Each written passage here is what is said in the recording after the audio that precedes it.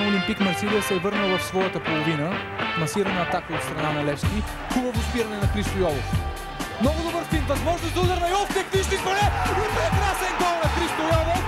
Гол за Левски, Христо Йолов с феноменално изпълнение. Нападателя масира Олимпик Марсилия. 1-0 за Левски. Какво изпълнение само.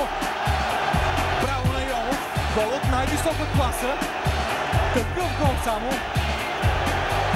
Целият стадион е на крага. Левски повежда в резултата. Абсолютно заслужено. Сините са по-добрия отбор до момента. Браво на Христо Йолов. Невероятно изпълнение. Виждате ювелирния удар на Христо Йолов, с който завърши атаката. А вижте само финта преди това. Двама защитници на Олимпик Марсилия не разбраха какво стана. Йолов просто изкри топката. Браво на Христо Йолов. Прекрасното падение. Много рядко се срещат такива голове. Още по-малко от такъв важен матч. Невероятен гол. Нямаше какво да направи Фабиен Бартез, освен да изгледа жално топката, как влиза във вратата му.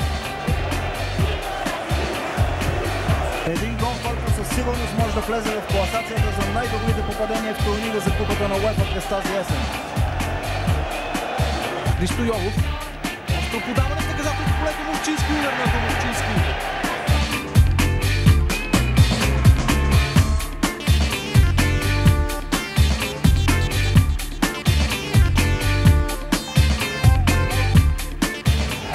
Христо Йолов. Много крути топката с гърди.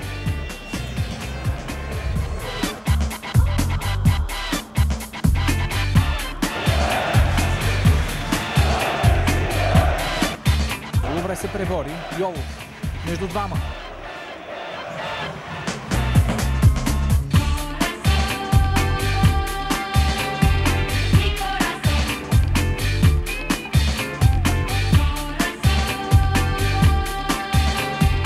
Много добре. Христо Йолов. Чудесен финт срещу Наката. Сега е момента да се организира хубава атака.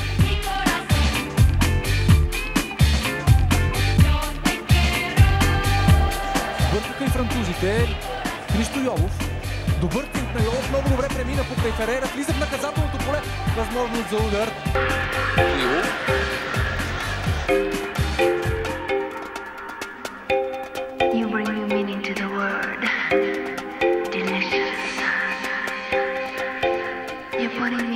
И центрира.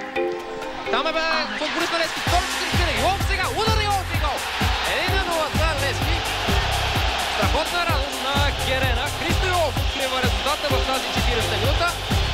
Еми успяха най-накрая левскарите да разпечатат вратата на Амел Мочинович. След многото пропуски, които направиха, Христо Йолов се реваншира с този гол.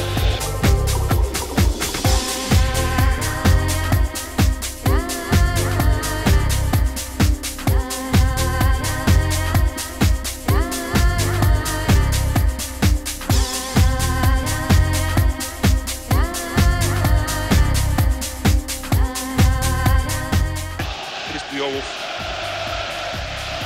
успя, чуете и публиката на стадион Георги Аспарухов.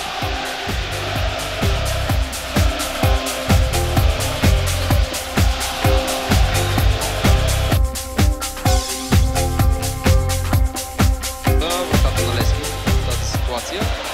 Виждате откъде футболист на публика опита да върне топката. Христо Йолов обаче се стигна до него. Възможно за Йолов. Удар и гол! Гол 2-0 за друга грешка в отбраната на публика. Болката, която изпитва Йолов. Въпреки това той успя да вкара топката в вратата на публикум.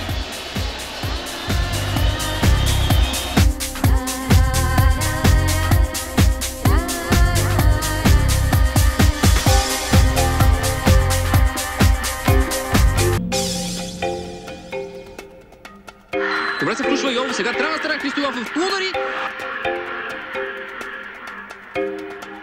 Христо Йолов. Страхотен рефлекс на Мочинович.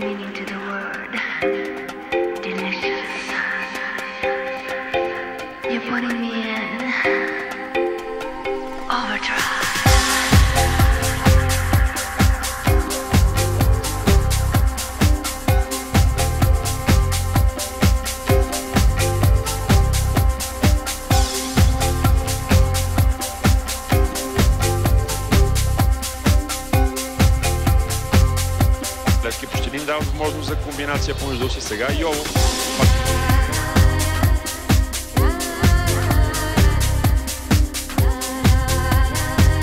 За наказателното поле.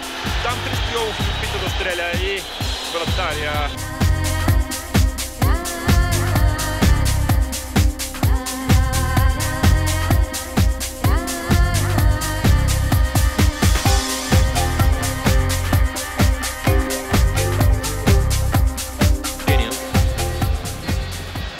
Телкийски търси в предни позиции Христо Йолов. Ще достигне ли Йолов до топката? Прави го. Няма обаче с кой да играе там Христо Йолов, и като че ли има нарушение? Не.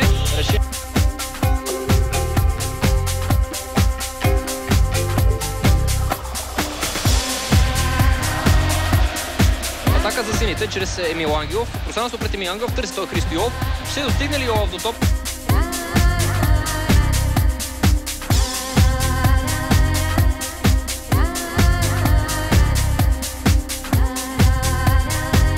Сега няма засада. Йолов е с топката в наказателно поле. Удар на Йолов и...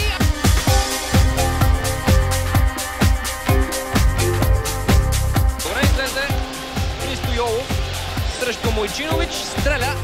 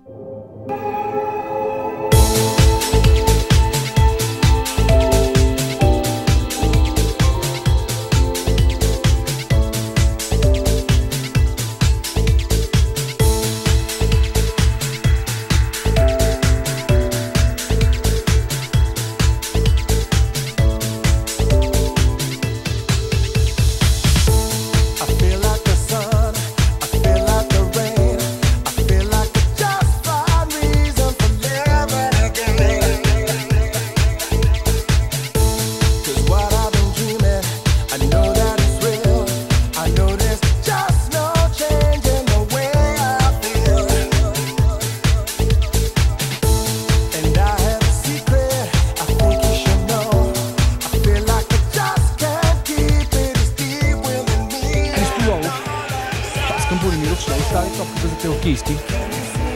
Телкийски подава на Боримиров към Йолов.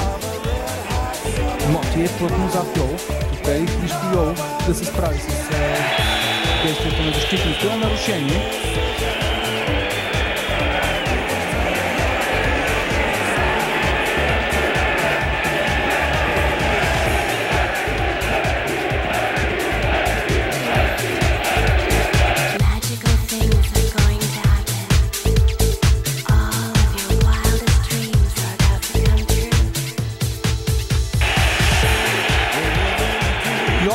Виждате откъде се е върнал и започва атаката на Левски. Пас към Телкийски. Двойно с Йолов. Хубав пас към... Йолов към Живко Миланов. Ричард Еромуигве. Целият отбор на Левски е в половината на Динамо Букурещ. Пас за Живко Миланов.